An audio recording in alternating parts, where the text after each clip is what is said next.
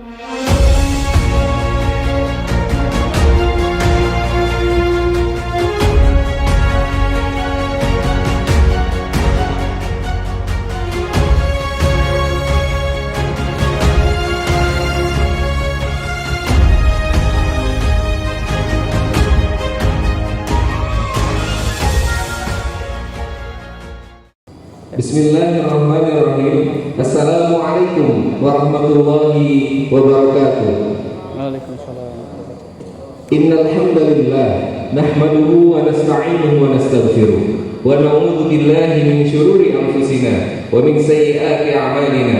May yahdihillahu fala mudilla lahu wa may yudlil fala hadiya lahu. Asyhadu an la ilaha illallah wahdahu la syarika lahu wa asyhadu anna Muhammadan abduhu wa rasuluhu alladzi la nabiyya ba'dahu.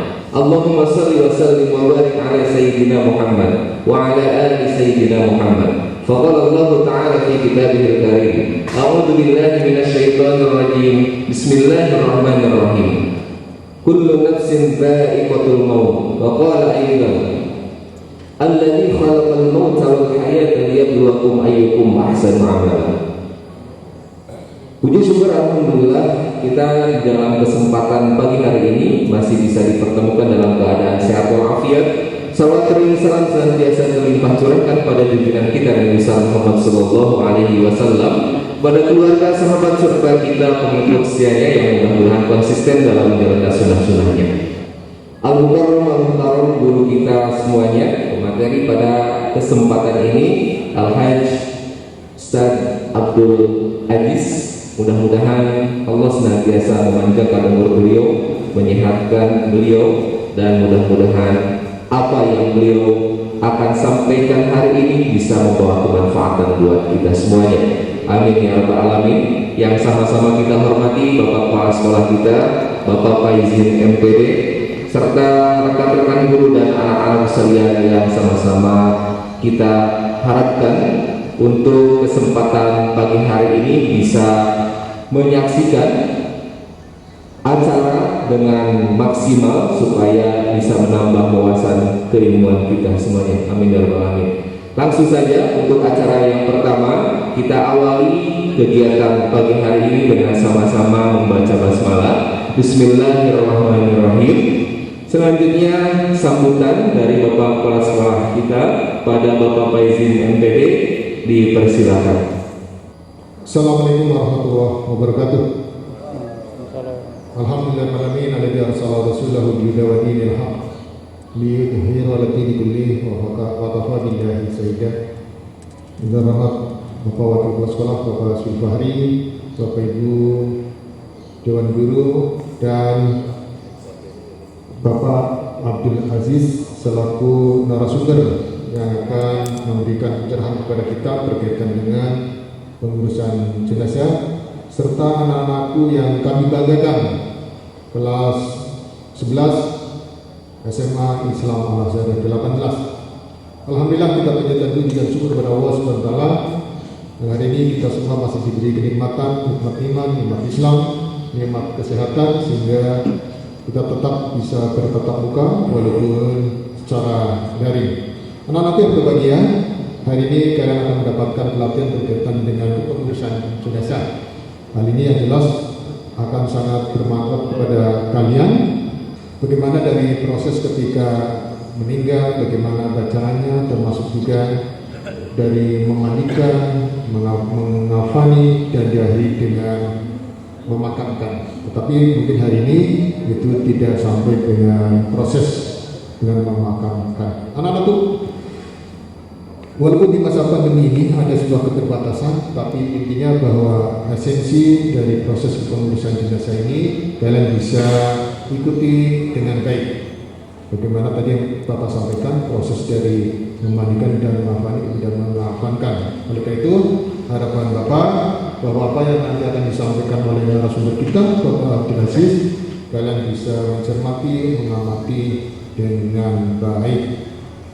Nah, sebagai cerita anakku, kalau memang tidak pandemi sih, kami mengharapkan bahwa untuk kegiatan ini bisa kalian melihat secara langsung apa yang disampaikan oleh narasumber. Tetapi karena ini ada pandemi, maka ada kami mengadopsi untuk penyelenggaraan kepengurusan jenazah ini secara daring. Tapi yang jelas bahwa ini tidak mengurangi esensi berkaitan dengan kepengurusan atau mengurus jenazah ini. Terakhir, kami ucapkan terima kasih pada Bapak Ibu yang telah mempersiapkan kegiatan ini dengan baik berkaitan dengan acara hari ini, yaitu pengurusan jenazah. Terima kasih. Billahi taufiq wal hidayah. Wassalamualaikum warahmatullahi wabarakatuh. Assalamualaikum warahmatullahi wabarakatuh. Innal hamdalillah nahmaduhu wa nasta'inuhu wa nastaghfiruh wa na'udzu billahi min shururi anfusina wa min sayyiati a'malina. May yahdihillahu fala mudilla lahu wa may yudlil fala hadiya lahu. Asyhadu an la ilaha illallah wahdahu la syarika lah wa asyhadu anna Muhammadan abduhu wa rasuluh la nabiyya ba'dah. Allahumma salli ala nabiyyina Muhammad wa ala alihi wa sahbihi wa man wala wa la hawla wa la quwwata illa billah. Amma ba'd. Qala Allah ta'ala fil Qur'anil Karim. A'udzu billahi minasyaitonir rajim. Bismillahirrahmanirrahim. Ainama takunu yudrikumul maut walau kuntum fi burujin musayyadah. Shadaqallahul azim. Yang sama-sama kita hormati Bapak Kepala SMA Islam Al-Azhar 18, yang terhormat Bapak Faizin MPD, Bapak Ibu-ibu guru, serta Bapak-bapak yang hadir di majelis ini. Semoga kita selalu dalam keadaan sehat walafiat, selalu dalam lindungan Allah SWT, sehingga bisa beraktivitas sebagaimana biasanya. Salawat serta salam kiranya tercurah kehadiran baginda Nabi Muhammad sallallahu alaihi wasallam yang telah membawa umatnya minad dzulumati ilan nur, dari alam kegelapan ke alam yang terang yang disinari oleh dinul Islam. Bahwa pada kesempatan ini anak-anak sekalian, kita akan belajar memahami bagaimana tata cara pemulasaraan jenazah. Karena antara kehidupan dan kematian itu berdekatan. Jadi ada kehidupan pasti ada kematian. Sebagaimana tadi disampaikan firman Allah, kullu nafsin dha'iqatul maut. Setiap yang bernyawa akan mengalami kematian. Nah, ini kalau orangnya masih hidup bisa mandi sendiri. Tapi kalau setelah ruhnya dicabut, ruhnya kembali kepada Allah, maka yang hidup yang berkewajiban untuk mengurus daripada jenazah. Kita yang hidup kewajiban, untuk yang sudah wafat adalah hak. Jadi antara hak dan kewajiban, haknya si mayit atau jenazah, kewajiban kepada kita yang masih hidup. Namun seringkali sebagai motivasi kita, seringkali ada kejadian seorang muslim meninggal, rumahnya, tempat tinggalnya dekat masjid, tapi pada kebingungan bagaimana tata cara mengurusnya. Ini padahal dekat dengan masjid. Seharusnya kan di dekat masjid ini, ya di yang pengurus masjid ada yang mampu untuk mengurus jenazah. Nah, karena itu paling tidak kalau kita rumahnya dekat masjid, ya lebih-lebih yang dekat masjid, yang jauh juga, karena ini adalah fardu kifayah. Jadi ada fardu ain, ada fardu kifayah. Kalau fardu ain, kewajiban yang ditujukan, dibebankan kepada kita masing-masing, kepada pribadi masing-masing sebagai seorang muslim. Sedangkan fardu kifayah, kewajiban yang disampaikan, yang dibebankan kepada sekelompok atau segolongan manusia yang ada di situ. Seringkali contoh fardu kifayah bukan hanya mengurus jenazah saja. Ketika kita masuk ruangan atau masuk baru datang, kemudian kita salam, yang memberikan salam adalah sunnah, yang menjawab adalah wajib kifayah. Kalau di antara sekelompok itu, segolongan manusia yang ada di tempat ini, ada orang memberi salam, gak ada yang menjawab, maka berdosalah semuanya. Tapi kalau ada satu yang menjawab ucapan salam, maka yang lain gugur dosanya, tapi yang dapat pahala ya yang menjawab. Jadi yang lain cuma gugur dosanya, yang dapat pahala adalah yang menjawab. Ini contoh fardu kifayah, bukan hanya kepada pengurusan jenazah saja. Kewajiban kita terhadap jenazah ada 4. Yang pertama memandikan, yang kedua mengkafankan, yang ketiga mensolatkan, dan yang keempat memakamkan. Ada hadis yang menyampaikan, atau hadis Nabi, ahsinu malabithahu, baguskanlah kain kafannya. Kafan ini kalau di buku fikih umumnya kalau laki 3 lapis, kalau perempuan 5 lapis. Kalau misalnya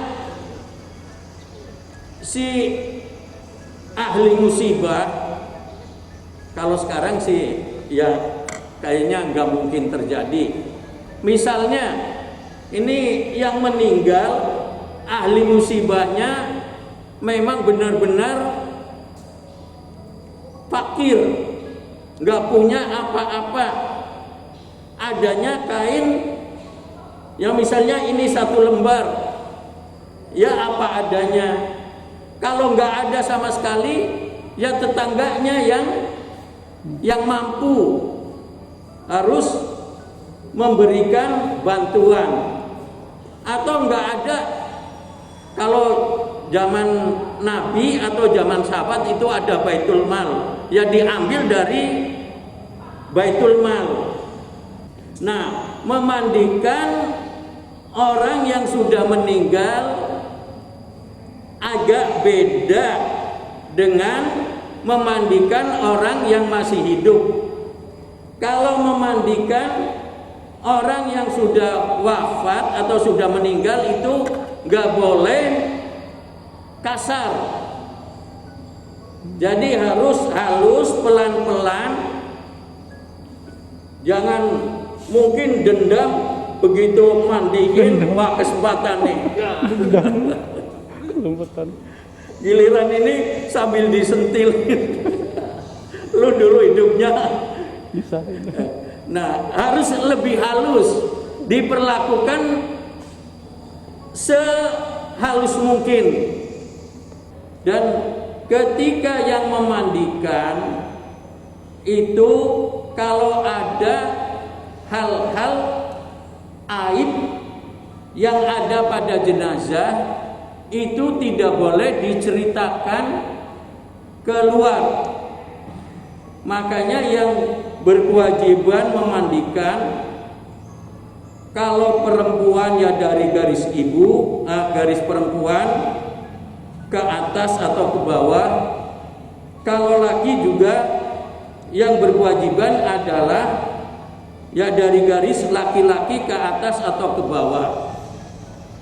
Ya maksud ke atas bisa bapaknya, bisa kakaknya, bisa kakeknya. Ke bawah bisa adiknya, bisa anaknya. Kecuali ini dulu berpesan sebagaimana Abu Bakar As-Siddiq radhiyallahu an pesan berwasiat, nanti kalau saya wafat yang memandikan adalah istrinya. Nah, kemudian ketika memandikan pula, ini yang disiram bagian sebelah kanan dulu. Nah, sebelah kanan daripada jenazah. Jadi ibda'na bimaya miniha, mulailah memandikan dengan bagian sebelah kanan. Jadi sebelah kanan dulu dimandikan, disiram sampai rata, sampai airnya merata ke seluruh tubuh jenazah. Kembali sebelumnya, sebelum dimandikan, yang dipersiapkan dulu adalah kain kafannya. Jadi kain kafannya ini dipersiapkan. Kain kafan ini masih berapa meter ini kata Pak Boden? 10 meter. Maka bagaimana supaya bikin kain kafan? Kalau itu tadi ada potongan pertama, potongan kedua, potongan ketiga, ini sama lurus. Sedangkan potongan keempat membuat sorban atau membuat jilbab. Potongan yang kelima membuat baju. Jadi bikin baju. Kemudian potongan keenam ini bikin sarung atau kalau perempuan roknya. Nah, kemudian potongan yang ketujuh adalah bikin dalaman, bikin celana dalam yang berbentuk kayak kalau bulat Jepang itu pakai celananya. Ya, nanti bisa dilihat. Nah, untuk ini mari sama-sama kita perhatikan, khususnya kepada anak-anak sekalian.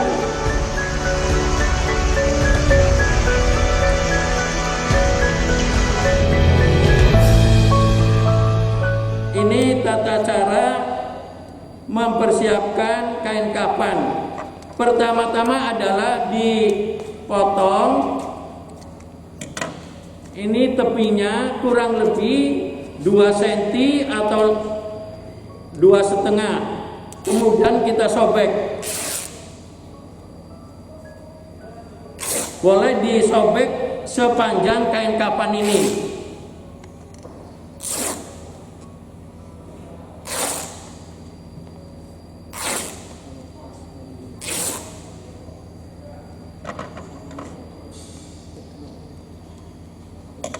Nah, ini kita sobek sepanjang kain kafan ini.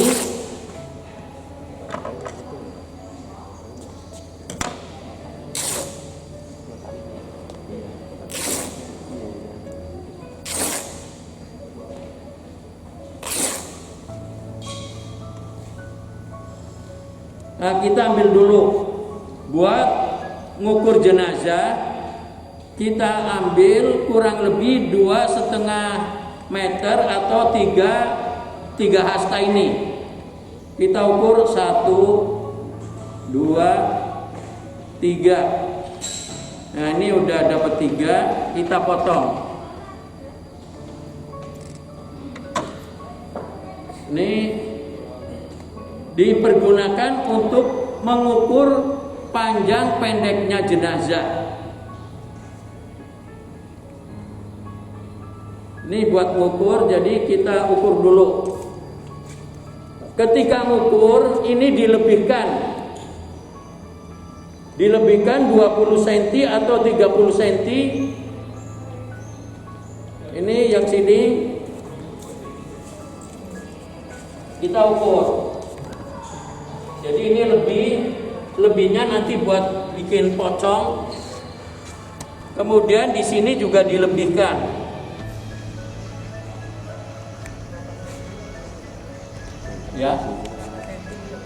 Ya, dilebihkan boleh 20 cm atau 30 cm atau sepanjang ini.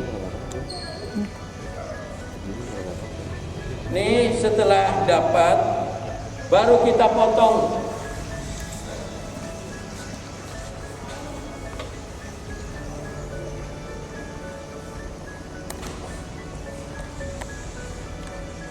Ini potongan pertama kita ukur.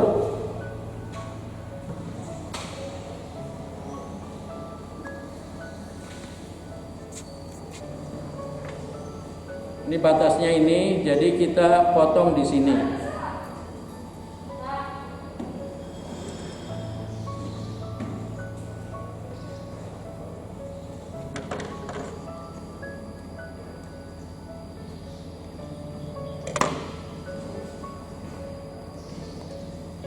Ini potongan yang pertama nih.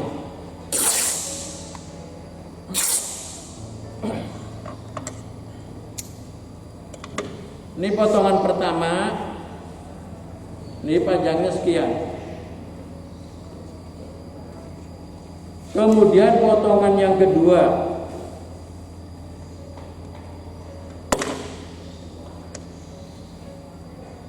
Potong sama lagi. Kayak tadi, panjangnya sama.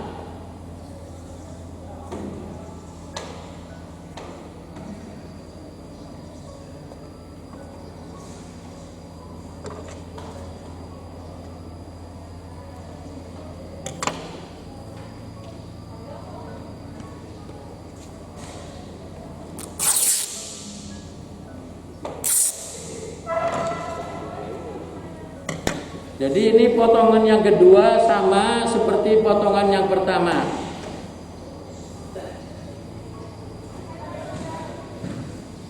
Kemudian potongan yang ketiga.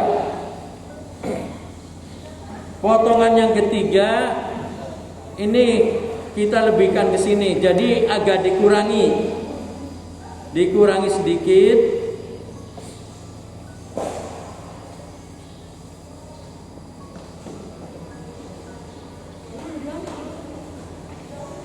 Ini di sini juga dikurangi.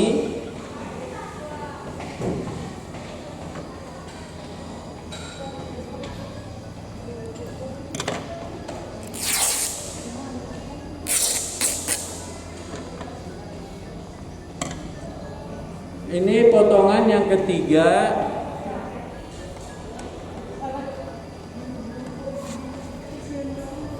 Kemudian potongan yang keempat.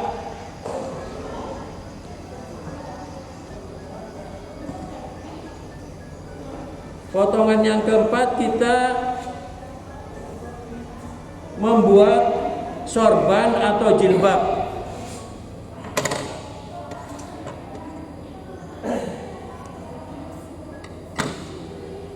bikin segitiga.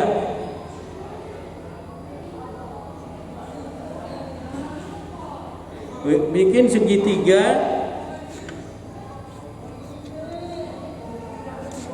Ini jadi ini ketika jadi ini begini, tinggal dilipat segitiga.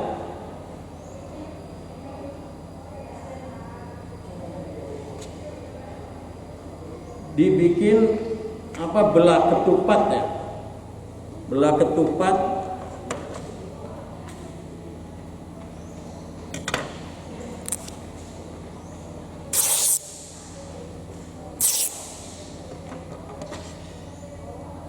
Ini masih berbentuk biasa. Jadi kalau begini kayak bujur sangkar.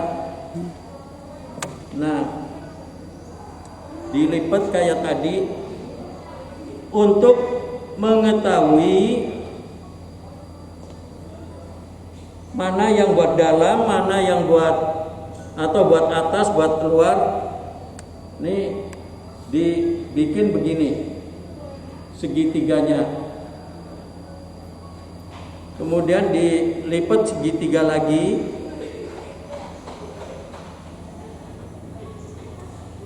Ini kalau begini kan udah jadi buat sorban atau buat jilbab. Tapi di sini kita potong, bikin lubang. Kira-kira ya apa ini diameter daripada wajah jenazah atau wajahnya. Ini diberi lubang untuk memasukkan tali. Nah, boleh diambil dari tali tadi. Tali yang buat ngukur.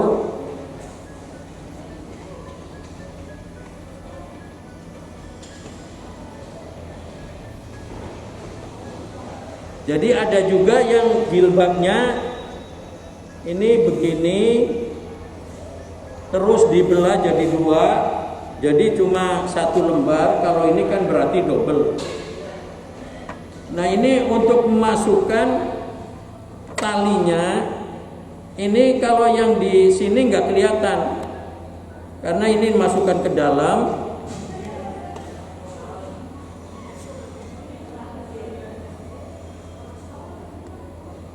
Jadi yang di tengah nggak kelihatan talinya, hanya yang di ujung aja, ujung sama ujung. Ini.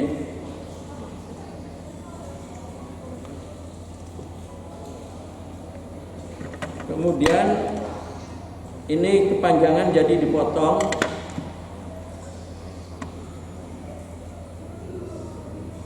Ini buat jilbab atau sorban. Kemudian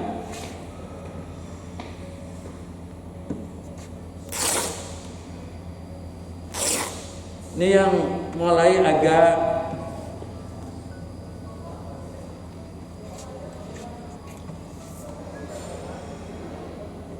kalau bikin selanjutnya potongan untuk baju. Boleh dipotong begini, dilipat dulu begini, kemudian kita lebihkan. Kalau tadi kan untuk jilbab pas ini, tapi ini kita lebihkan.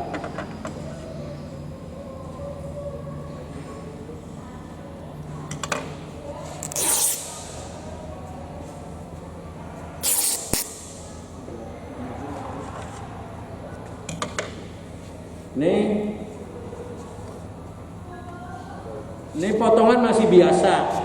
Kemudian untuk membuat baju kita lipat.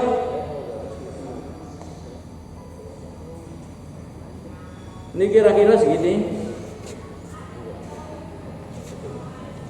Ya segini juga boleh. Jadi boleh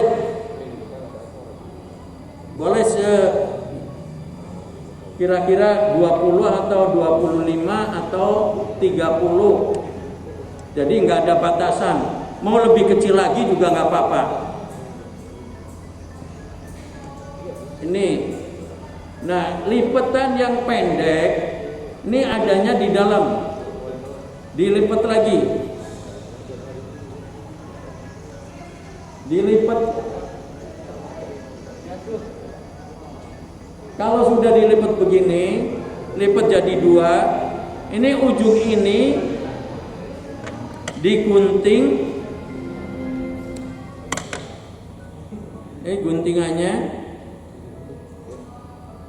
Kemudian ini sudah digunting, ujungnya nggak ada, pojoknya nggak ada. Kira-kira 10 atau 15 cm dari ujung yang dipotong. Nah, kita gunting juga.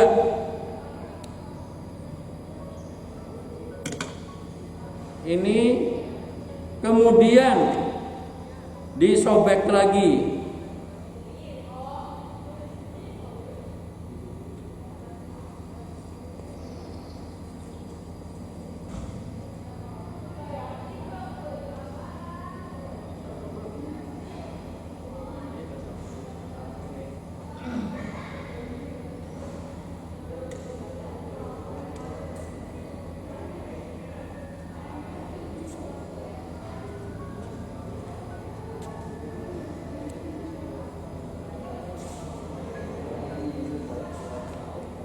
Nih, jadi dua-duanya udah disobek.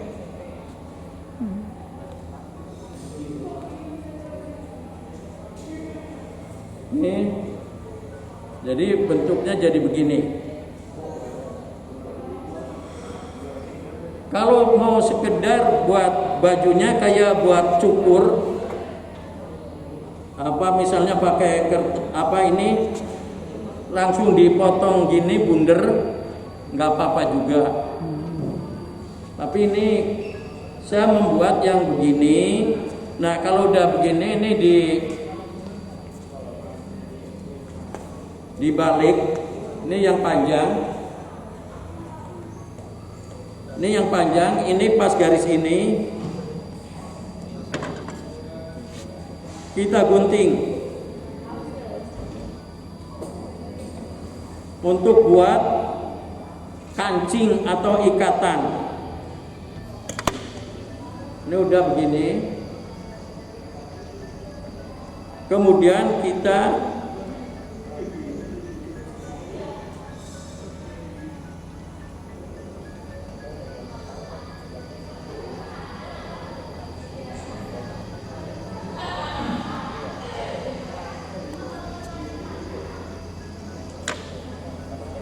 ini. Jadi modelnya ini ikatannya atau kancingnya diambil dari sini juga. Ini untuk membuat baju atau membuat gamis. Jadi ini potongan yang ke-5. Kemudian potongan yang ke-6.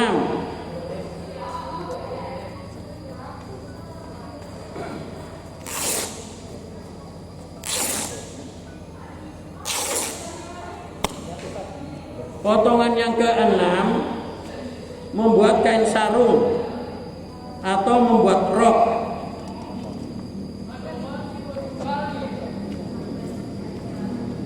Ini membuat rok. Ini lurus biasa.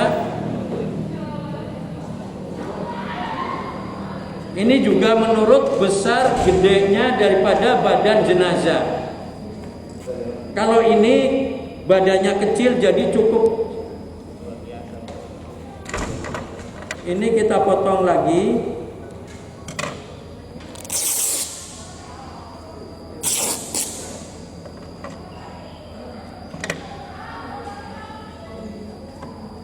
Ini nanti ya masih potongan biasa, motong biasa lurus. Ini untuk membuat rok atau membuat kain sarung. Bagaimana? Nggak ada jahitan. Nah, ini kita di sini bikin ikatannya, bikin sabuk atau gespernya.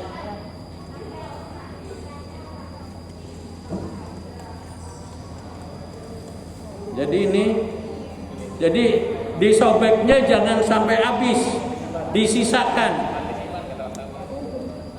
Nih untuk tali, untuk ikatan. Nah, ini untuk sarung atau rok. Kemudian yang terakhir, yang ketujuh, ini untuk membuat celana sumo.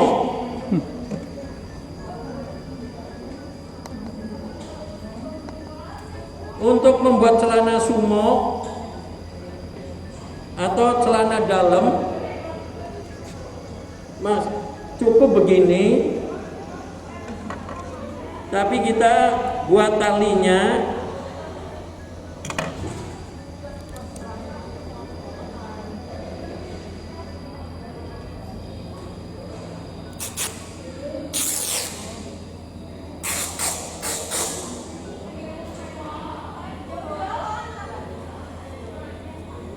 ini untuk talinya.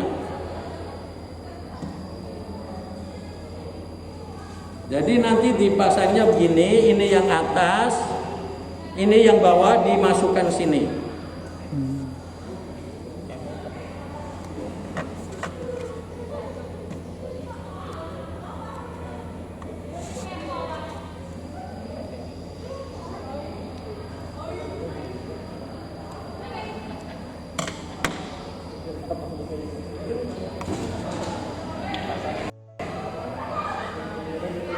Nah, ini buat celana dalamnya. Sama untuk laki atau perempuan. Jadi kembali kalau laki, kalau di buku-buku fikih itu kan menyebutkan kalau laki 3 lapis, kalau perempuan 5 lapis. Nah, kalau ini, kalau kami lebih dari 5 lapis sampai 7 nih kalau ini dihitung. Belum lagi kalau orang-orang dulu kan bilang yang buat ganti habis dimandikan itu dibilangnya kain pasatan. Nah, itu sekarang gantinya pakai kain batik. Ya, pakai jarik.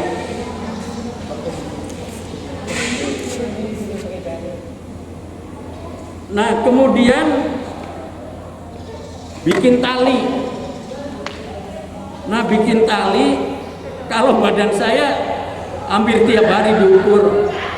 Karena gini bikin talinya nih. Kalau badannya kurus ya cukup segini. Kalau badannya gede, ini sampai begini. Jangan sampai nanti begitu ikat, ini kurang. Sambung. Ya disamain aja. Jadi kalau badannya gemuk, nah ini kan masuk wilayah Tambun ya. Kalau Tambun kan gede-gede. Tambun. Jadi kalau orang Tambun gede-gede ya begini ukurnya. Nah, ini untuk nih ukurannya.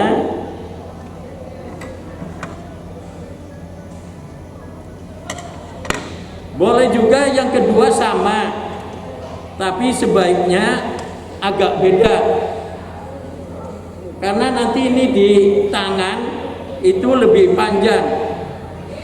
Nah, ini agak panjang.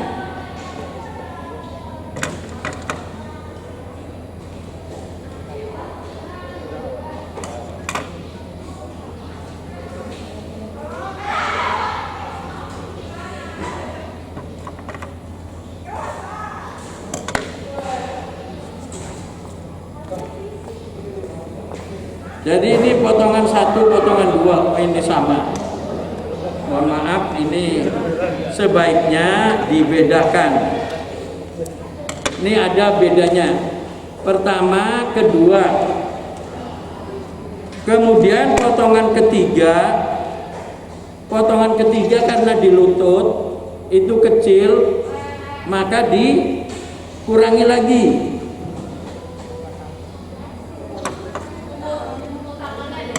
Jadi ini ke-1, ke-2, ke-3. Kemudian untuk ujung, untuk pocong Nah kalau ini sama nih.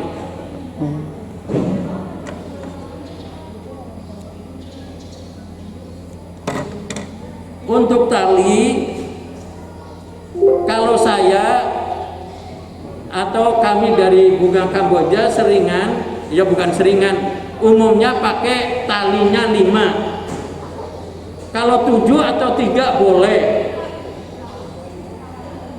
Kalau 7 mungkin lebih rapi lagi, tapi kalau 3 takutnya karena cuma ujung tengah, takutnya ini kain kafannya agak jadi enggak rapi. Jadi ini ada ini sama buat ujung sama ujung atau yang disebut dengan tali pocong. Kemudian ini tadi yang ketiga buat di lutut. Kemudian ini yang agak pendekan buat di perut. Nah ini yang agak panjangan buat di dada. Jadi talinya ada 5.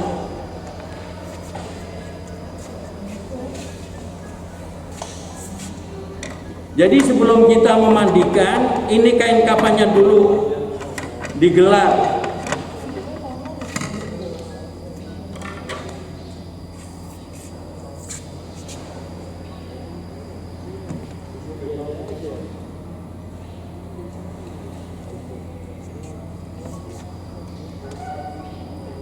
Ini tali yang buat ujung kita taruh sini,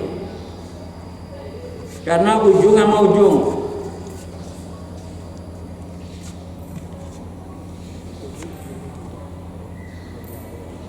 Kemudian yang agak panjangan, yang di dada,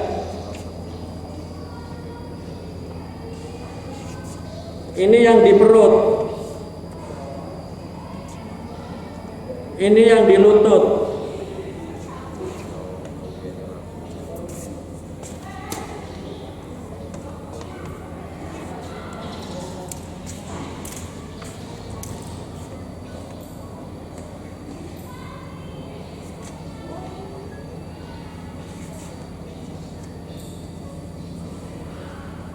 Ini kan tadi sebelahnya disobek supaya rapi. Yang sobekan adanya di dalam, adanya di dalam.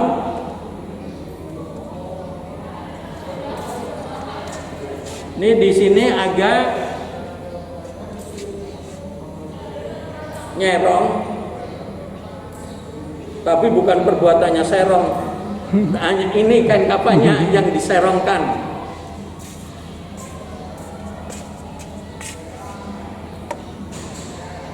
Karena talinya aja beda, yang di atas ini, yang di dada kan agak gedean. Kemudian ini yang kedua, sama kayak tadi, yang di pinggir, yang enggak dipotong, supaya kelihatan rapi. Kalau misalnya terbalik, ini yang bekas potongan di luar boleh, nggak apa-apa. Cuman untuk membuat rapinya.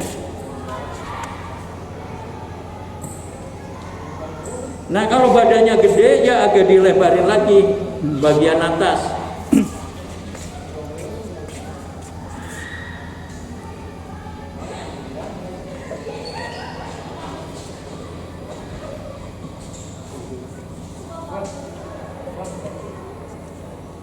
Ini tadi potongan pertama dan potongan kedua. Jadi ininya meletakkannya, yang badan agak dilebarkan. Kemudian potongan yang ketiga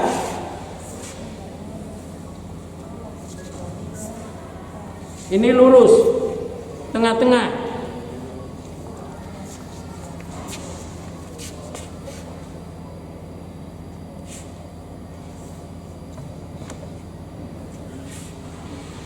Nah ini udah Mungkin meletakkan 1, 2, 3 sih mudah.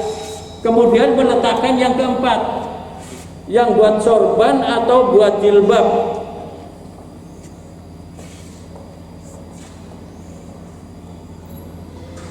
Ini yang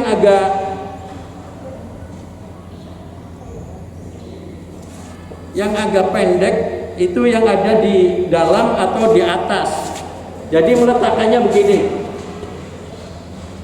Dan jangan terbalik begini, tapi begini.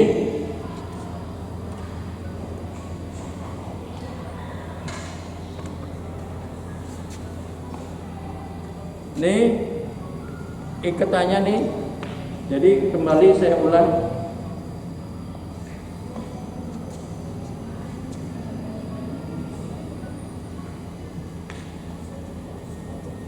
Meletakkan ini jangan sampai pas ke sini. Nanti nggak ada yang buat ngikat. Jadi ini kurangi begini.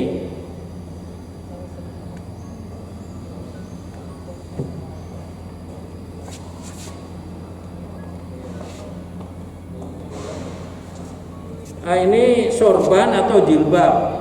Kemudian untuk meletakkan baju, nih meletakkan baju, ini yang ada potongannya, sobekannya nih juga begini. Jangan terbalik begini, karena ini nanti ditutupnya ke sini, ke badan jenazah.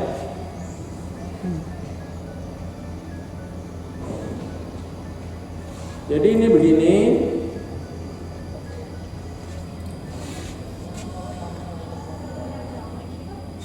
Ya, saya perlihatkan lagi nih, yang ada sobekannya, ini madepnya begini. Lalu yang panjang begini, yang panjang ke atas. Jangan meletakkan begini, dilihatin tapi meletakkannya begini. Nah, ini terbalik. Nanti yang ditutup berarti cuma begini. Jadi ini yang pendek, yang mengarah ke badan.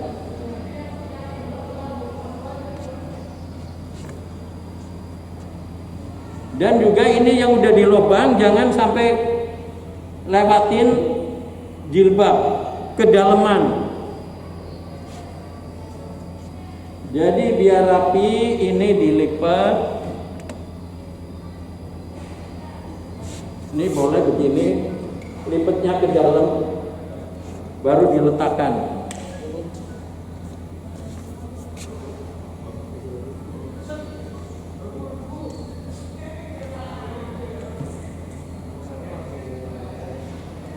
Jadi nanti kepala pas ini, pas lubang ini buat kepala.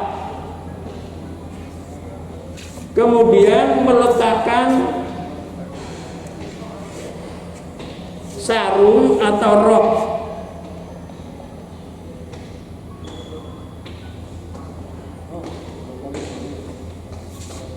Nah, ini juga begini.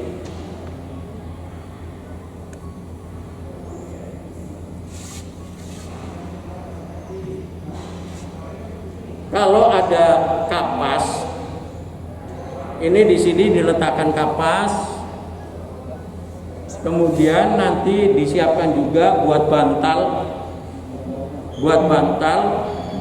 tapi nggak harus pakai bantal juga, untuk supaya bantal ya, supaya pala si jenazah kalau diletakkan nggak langsung. Misalnya kadang-kadang kan karena ngangkat begini, wah tangannya mau ngeluarin tangan, main cabut aja. Kalau nggak ada bantalannya kan sama juga nyakitin jenazah. Jadi pala jenazah kalau yang masih hidup bilang kejedot atau dijedotin, bilangnya nggak sengaja padahal dendam. waktu masih hidup. Tangannya tarik aja, akhirnya kebentur sama, ya kalau kebenturnya di keranda itu masih mendingan.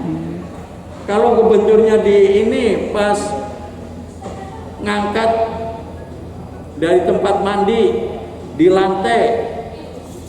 Nah, kemudian nih meletakkan ini.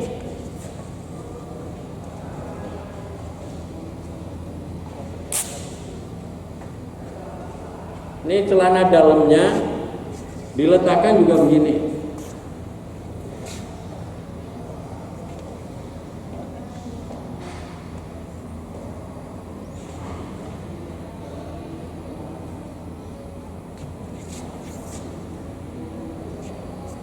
Nih boleh begini atau boleh juga ini sini taruhin kapas kemudian dilipat begini. Dilipat begini karena nanti dipakainya begini. Kalau ada kapasnya.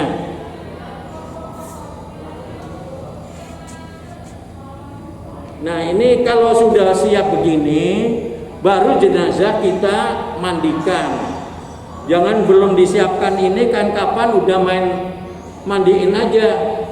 Tahu udah selesai mandiin ininya belum dipotong. Nah, kasihan jenazahnya kedinginan. Iya, kedinginan nanti masuk angin.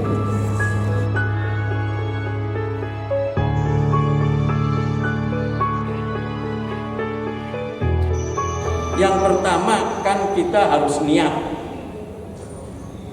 Niat ada yang diucapkan, ada yang cukup dalam hati. Karena pangkalnya niat adalah di hati. Misalnya ya dalam hatinya udah kita kesini kan mau memandikan, ya udah niat berarti kan. Ada yang juga dilafazkan atau diucapkan. Nawaitu husla li hadzal mayit. Kalau mayitnya udah dewasa. Kalau mayitnya anak-anak li hadzal tifli. Kalau perempuan nawaitu husla li hadzal janazah atau hadzal mayitati fardu kifayah lillahi ta'ala. Jadi ini kalau diucapkan, nggak diucapkan nggak apa-apa, cukup dalam hati bahwa saya mau memandikan ini jenazah fardu kifayah karena Allah Ta'ala. Nah, dimulai dibersihkan dulu. Ini kan dimulai dari sebelah kanan. Ya tadi kan sebelumnya ini udah dibersihkan. Yang kotoran-kotoran ada dibersihkan. Jadi sekarang tinggal siram bagian anggota wudhu dulu. Anggota wudhu, nah, tangan kanan, tangan kiri langsung ke bawah. Ya, bagian kanan, kaki kanan, baru kaki kiri. Baru disiram. Meratakan air ke seluruh tubuh jenazah. Sama seperti ya udah biasa mandi wajib. Nah, ini juga kan salah satu daripada mandi wajib. Penyebab mandi wajib kan ada beberapa. Di antaranya salah satunya karena meninggal. Nah, karena meninggal ini juga mandi wajib, dimandikan. Cuman bedanya ini bukan mandi sendiri tapi dimandikan. Tadi apa sebabnya wajib dimandikan? Nggak bisa mandi sendiri. Karena nggak bisa mandi sendiri. Ya, dimandikan. Nah, setelah itu ini yang mandikan juga harus pakai sarung tangan. Kalau lebih zaman sekarang lebih safety lagi ya di dalam sarung tangan karet. Nanti di luarnya baru sarung tangan kain. Ya yang bikinan sendiri atau yang beli itu yang kayak handuk. Kalau bikinan sendiri juga. Kalau nggak ada ya cukup ini pakai lebihan kain putih dililitkan sini. Nah, jadi buat kalau gosokin, kalau pakai kain agak cepat. Misalnya ada kotoran atau bekas plester, bekas perban, nah itu kan lemnya agak ini. Kalau pakai tangan biasa begini lama, walaupun udah disabunin. Tapi kalau pakai ini kain cepat. Nah tadi Bismillahirrahmanirrahim, nawaitu husla lihadal mayyit fardu kifayah lillahi ta'ala. Bismillahirrahmanirrahim. Ini kalau pakai gayung atau pakai selang dialingin. Bismillahirrahmanirrahim.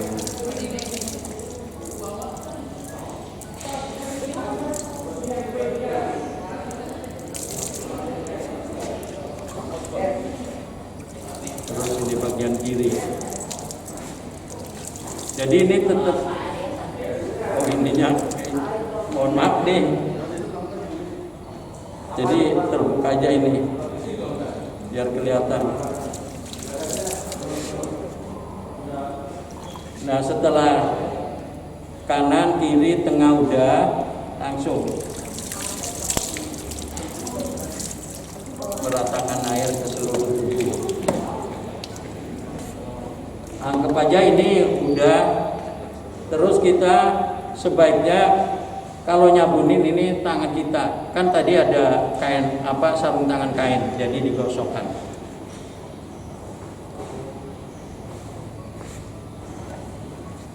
Pak, sini, gini, iya. Disiramin gitu. Nih, gini.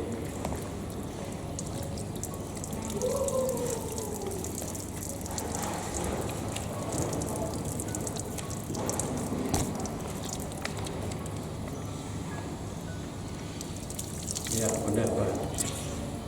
Nih kalau udah baru di pelan-pelan. Nah ini kupingnya. Kemudian ini kalau ini diangkat ini. Tangan yang satu pegang.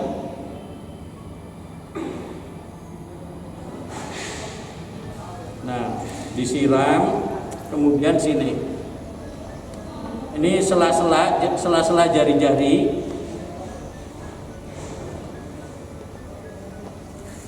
kemudian ini di sela-sela ketiak juga,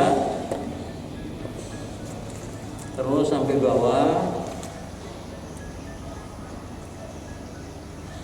terus ada kata-kata orang dulu bilang diperdonin. Nah maksudnya ini tangan kita diberi sabun, terus ini diurut, bukan ditekan tapi diurut. Ya kan beda kalau ditekan begini, tapi kalau diurut dari sini pelan-pelan. Tapi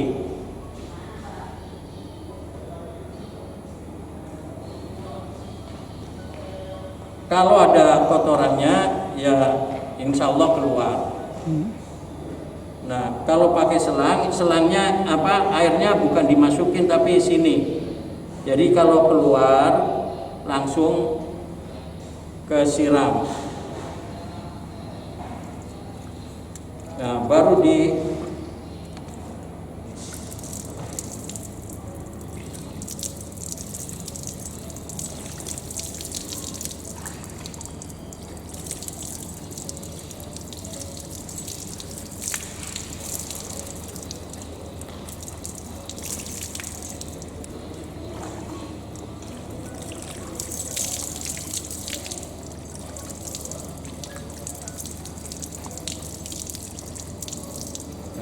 terus diperdonin lagi. Sekiranya udah bersih baru kita siram lagi.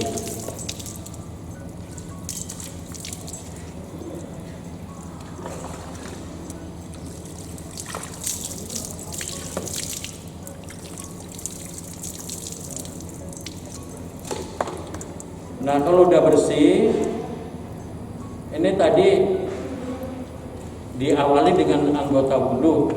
Nah, diakhiri ada juga yang diwudukan lagi.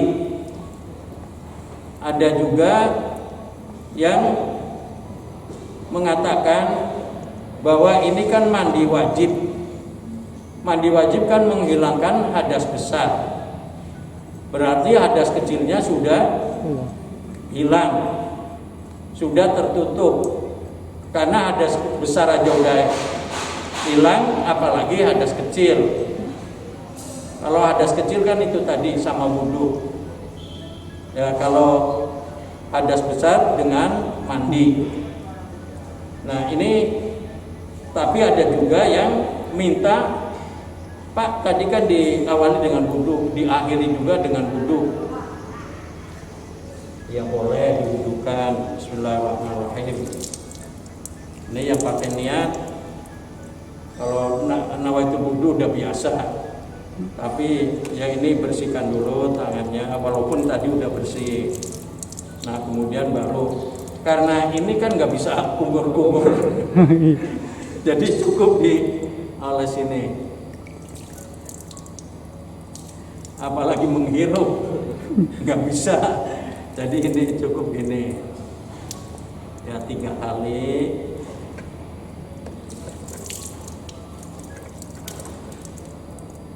Ini muka udah. Nah, baru ini tangan.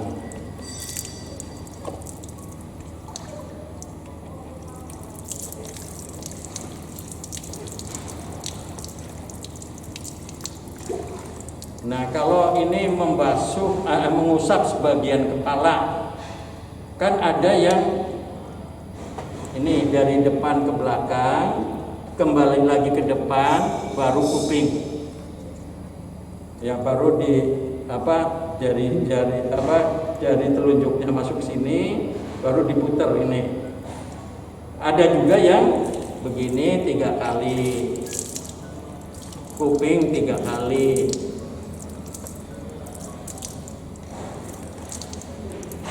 Jadi terserah kebiasaan si yang mandiin, biasanya pakai yang mana, enggak ada masalah. Nah, baru kakinya. Nah, kaki juga ini karena ini enggak ada sela-selanya. Jadi sela-sela jari-jarinya dibersihin juga. Kan wudu orang hidup juga gitu, sela-selanya harus dibersihin. Bukan dibersihin ini juga gosok-gosokin. Nah, ini berarti udah. Kemudian biasanya ini udah ditutup lagi.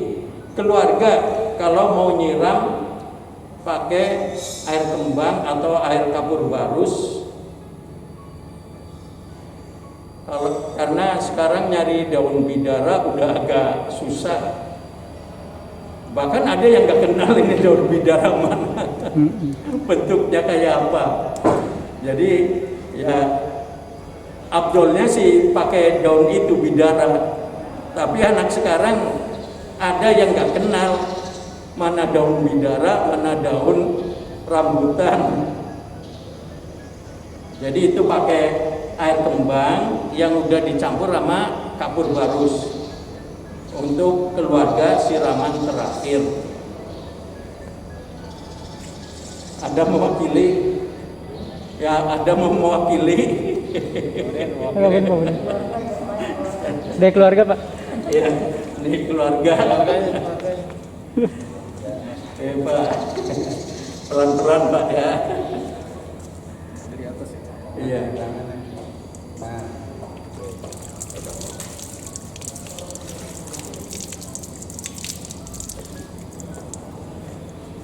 Udah sekali aja. Ya, ini udah ada perwakilan. Nah, habis ini keluarga udah, baru dikeringin atau dilap pakai anduk. Ya, aja ini udah dilap pakai anduk, kemudian ditutup lagi.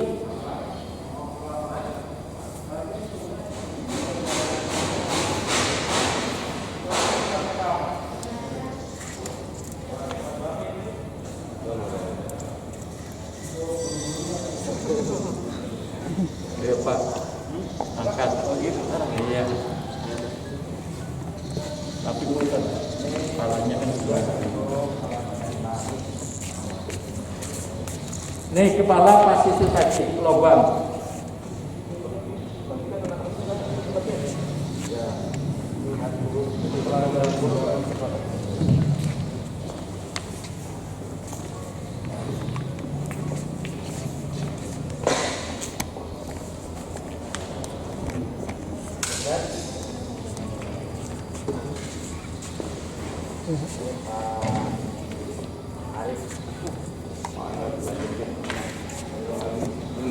Ini sudah selesai dimandikan, kemudian tinggal mengkafankan.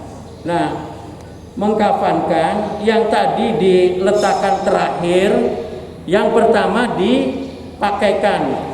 Ini tadi terakhir kan memakai apa? Meletakkan dalam celana dalam. Jadi ini kalau ada kapas ini taruhin kapas, baru ditutupkan sini. Nah, ini ikatannya. Oh iya Pak. Kalau ini ikatan ini bebas, mau di atasnya atau mau sebelah kiri nggak apa-apa.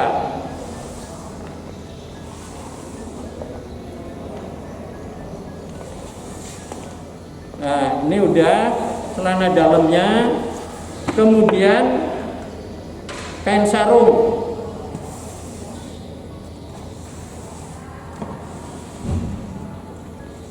Nah, ini kain sarung atau rok.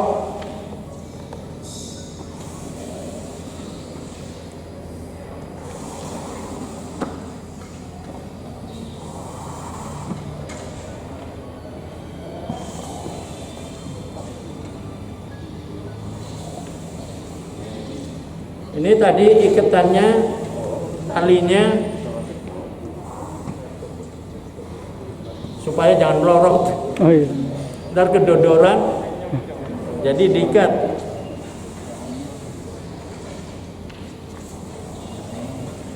Nah, kalau jenazahnya laki-laki berarti auratnya sudah tertutup. Nah, setelah ini baru ini bajunya. Ini bajunya nih tadi, makanya ini harus di atas. Lagi-lagi kalau ada kapas ini ditaruhin kapas. Jadi ini baju atau gamis. Nah, ini tali atau kancingnya nih.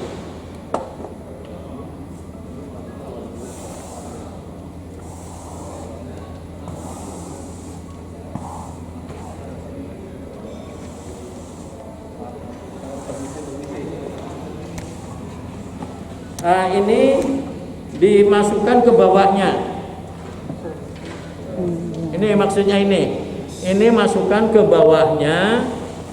Jadi udah pakai baju atau pakai gamis, sudah pakai kain sarung.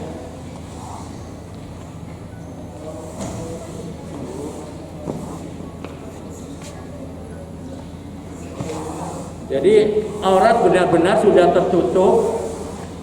Nah, kemudian boleh juga ini dulu, tapi kita rapikan ininya aja dulu.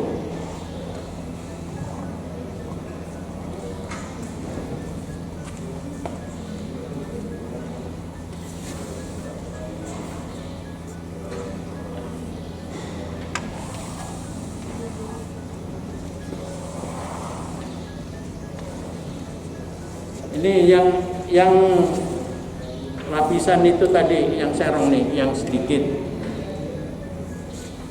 Baru yang ini.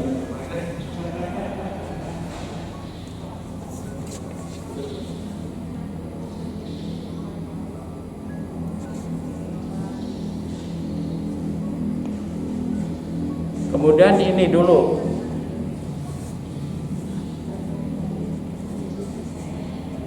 Baru yang ini.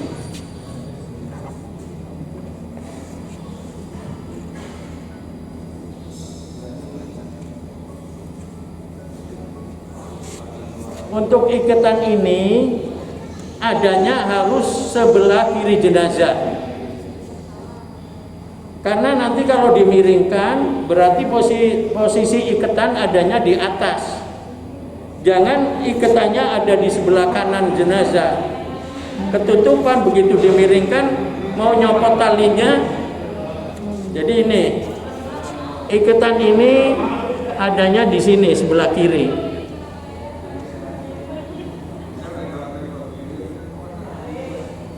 Nah, ikatnya juga jangan ikat mati tapi ikat pita.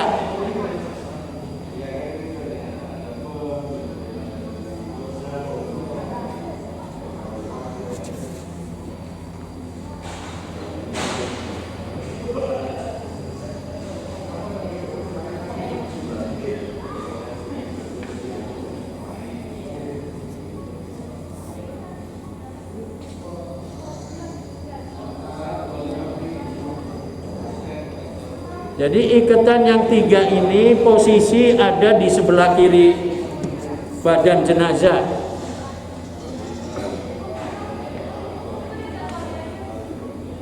Nah, ini tadi yang buat di lutut.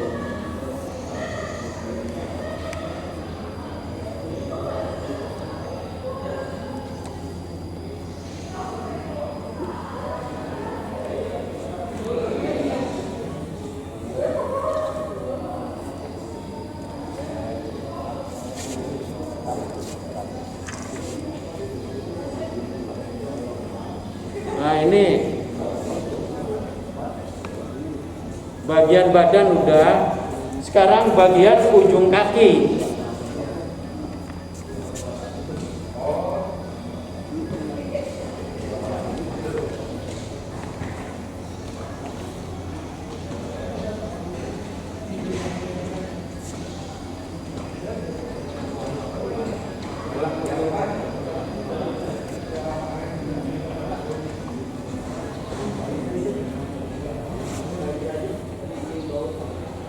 Nah, ini agak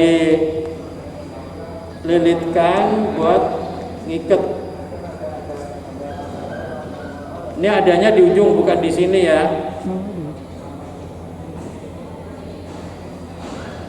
Nah, setelah ini dimasukkan ke bawahnya.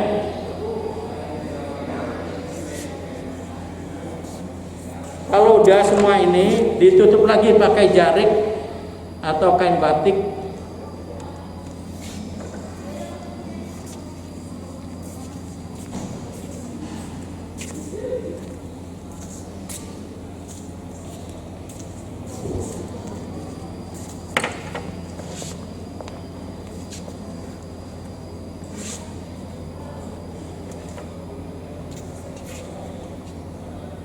Nah, ini kalau ada kapas lagi, ini ditaruh pakai kapas dulu. Pertama buat bantalan, yang kedua buat ini di samping buat nutup rambut.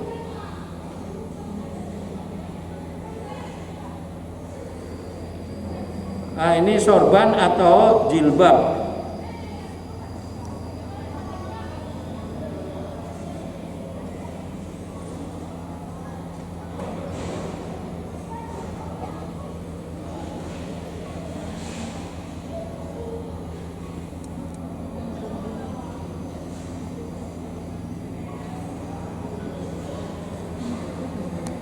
Ini ikatnya di belakangnya atau di atas.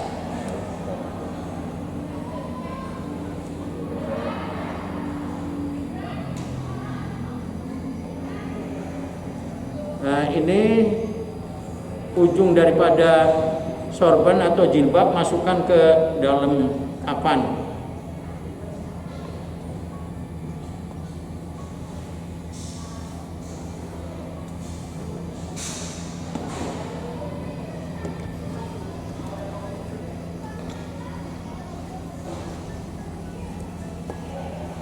Nah, kalau udah rapi begini, keluarga dipersilakan kalau mau lihat atau mau cium dulu. Pak Boden memakili lagi. Lihat atau pegang aja.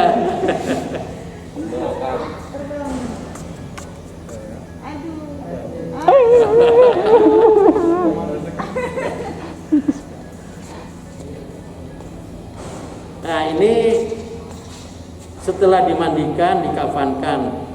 Tapi biasanya ada juga yang karena keluarganya ada yang ditunggu dari luar kota. Nah ini cukup ditutup pakai kerudungan putih atau kain yang transparan sambil nunggu. Jadi nanti yang ditunggu datang, kalau mau lihat atau mau cium dipersilakan, setelah itu baru ditutup. Nah tutup juga ini ditutup pakai kapas dulu, kapas baru ini.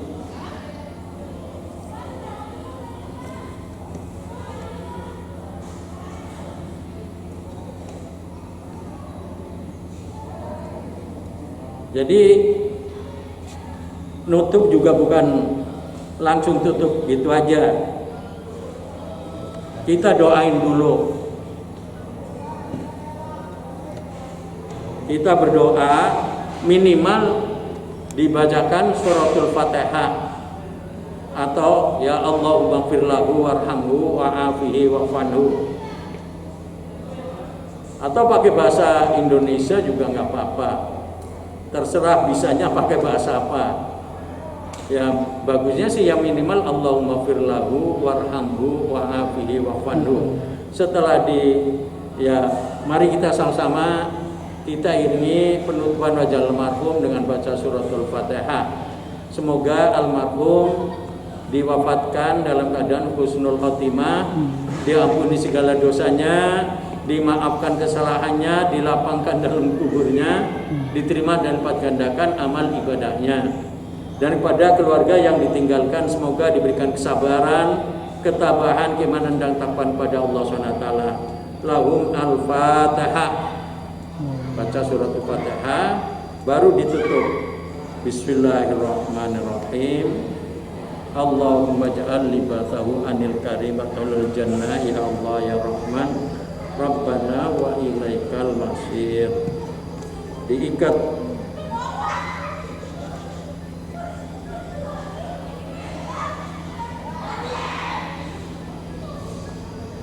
Jadi nggak ada yang diikat mati, semua ikat pita. Ini juga begini, ditaruh di bawahnya. Jadi ini memandikan sama mengkafankan sudah selesai. Selanjutnya mari kita sama-sama menunaikan kewajiban yang ketiga, yaitu mensolatkan.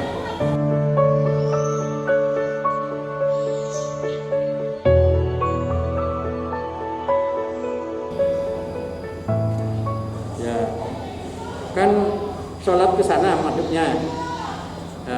Ini diputar kepalanya sebelah sini.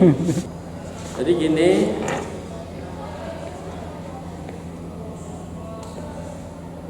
yang jadi imam kalau di rumah afdolnya dari keluarga, anak, bapak, paman atau siapa yang mampu dan mental siapa? Mentalnya kuat. Ada juga yang mungkin Pak untuk jadi imamnya sih bisa, karena sholat jenazah nggak pakai ruku, nggak pakai sujud, ada 4 takbir. Takbir pertama baca surat Al-Fatihah, takbir kedua sholawat Nabi, takbir ketiga doa untuk jenazah, takbir keempat kalau nggak bisa ya langsung salam. Tapi kalau bisa Allahumma la tahrimna ajrohu wa la taftinna ba'dahu wa firlana wa lahu. Nah, jadi nanti doa setelah sholat jenazah ada yang didoain kembali, ada juga yang cukup ketika sholat jenazah itu sudah doa semua. Jadi setelah salam nggak pakai doa lagi, karena beranggapan doanya udah ada ketika melaksanakan sholat jenazah.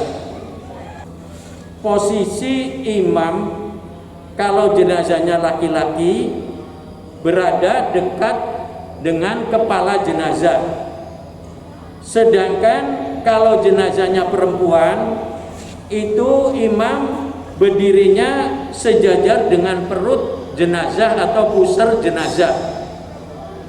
Seandainya misalnya lupa, ya tahu-tahu berdiri di sini aja, padahal jenazahnya laki-laki, ya itu kan sebaiknya ya boleh sah sholatnya. Ayo, ada yang mau ikut sholat sini?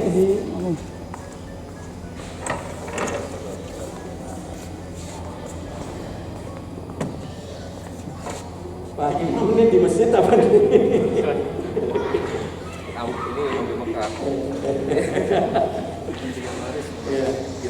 Ya, bikin 3 baris. Nah, ini mundur 1.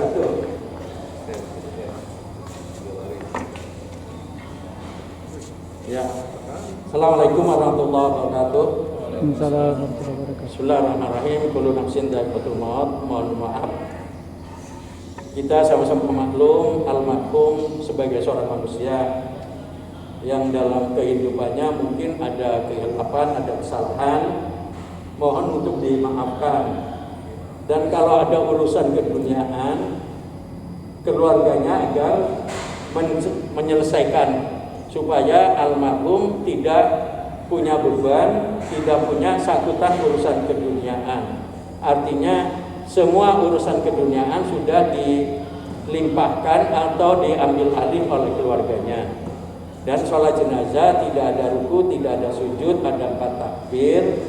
Takbir pertama membaca surat Al-Fatihah sampai selesai. Takbir kedua membaca sholawat Nabi. Takbir ketiga membaca doa untuk jenazah. Takbir keempat membaca doa untuk jenazah dan untuk yang ditinggalkan, atau untuk yang ditinggalkan dan untuk jenazah. Kemudian salam seperti ketika kita sholat wajib, namun umumnya dalam sholat jenazah kita sempurnakan, artinya ucapan salamnya sampai habis. Assalamualaikum warahmatullahi wabarakatuh. Itu yang perlu kami sampaikan. Mari sholatul janazah rahimakumullah.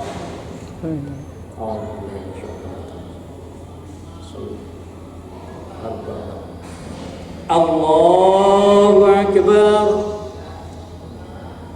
Bismillahirrahmanirrahim. Alhamdulillah.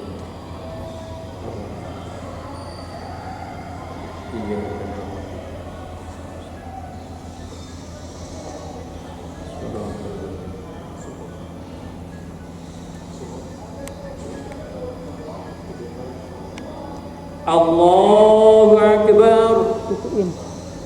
Allahumma sholli wa ala kama shallaina kama barakta fil alamin innaka hamidun. Allahu Akbar. Allahumma ighfir lahu warhamhu waj'alhu jannah wa naqihi minal khataaya. Allahu Akbar. Allahumma la tahrimna waghfir lana wa la taj'al. Assalamualaikum warahmatullahi wabarakatuh. Assalamualaikum warahmatullahi wabarakatuh. Al-Fatihah. Alhamdulillahirabbil alamin arrahmanir rahim maliki yaumiddin. Iyyaka na'budu wa iyyaka nasta'in. Ihdinas siratal mustaqim. Shiratal ladzina an'amta 'alaihim ghairil maghdubi 'alaihim waladdallin. Bismillahirrahmanirrahim. Allahumma shalli ala sayyidina Muhammad wa ala sayyidina Muhammad. Alhamdulillahirabbil alamin hamdan rabbina wa yukafu mazidah. Ya Rabbana lakal hamdu kama yanbaghi li jalali wajhikal karim wa bi sultanik. Rabbana ighfir lana wa liwalidina warhamna rahmaka kama rabbayana shighara wa li jami'il muslimina wal muslimat wa والمؤمنين والمؤمنات برحمتك يا أرحم الراحمين صل فلان بن فلان اللهم اغفر له وارحمه وعافه واعف عنه واجعل الجنة مأواه نزلا وصدى له اللهم لا تحرمنا أجره ولا تفتنا بعده واغفر لنا وله برحمتك يا أرحم الراحمين يا أيتها النفس المطمئنة ارجعي إلى ربك راضية مرضية fadkhuli fi ibadi wadkhuli jannati rabbi ij'alni muqimas salati min dzurriyyati rabbana taqabbal du'a rabbana atina fid dunya hasanah wa fil akhirati hasanah wa qina adzabannar wa sallallahu ala sayyidina Muhammad wa ala alihi wa sahbihi alhamdulillahi rabbil alamin taqabbalallahu minna wa taqabbal ya karim. Semoga apa yang telah kita lakukan dikabulkan oleh Allah Subhanahu wa taala sehingga jadikan kuburnya almarhum raudhah min riyadil jannah, dijadikannya taman ada taman surganya Allah Subhanahu wa taala. Ada juga yang habis sholat diajak mari kita sama-sama bersaksi untuk almarhum. Isyhadu anna hadzal mayyit min ahlil khair. Ada juga yang begitu, ada juga yang cukup doa tadi sudah didoain. Sambil menunggu yang lain, mungkin minta dijelaskan bagaimana kalau si mayitnya anak kecil, seperti itu. Sambil menunggu anak-anak yang lain, silakan. Baik. Apakah sama Ustaz biar anak-anak bisa memahami? Kalau anak yang jenazahnya anak kecil atau dia masih bayi, dasarnya sih sama, kewajibannya ada 4: memandikan, mengkafankan, mensolatkan, dan memakamkan. Walaupun yang kita urus lebih suci daripada kita yang mengurus, tapi karena kewajiban kita terhadap jenazah ada 4, ya semua kewajiban kita tunaikan, walaupun itu masih bayi atau masih kecil. Untuk pelaksanaannya semua sama. Yang kurang ya kain kafannya aja. Kain kafannya lebih sedikit. Barangkali ini yang saya sampaikan. Inilah dari saya. Bila mana ada kata-kata yang kurang pas atau ada kata-kata yang menyinggung ataupun lainnya, saya mohon dibukakan pintu maaf yang seluas-luasnya. Sekali lagi kami mohon maaf terhadap Kepala SMA 18 Bapak Faizin MPD dan para guru yang telah berpartisipasi untuk membantu saya demi terselenggaranya pelatihan pemulasaraan jenazah ini. Akhir kalam, billahi taufiq wal hidayah, minkum. Wassalamualaikum warahmatullahi wabarakatuh. Waalaikumsalam.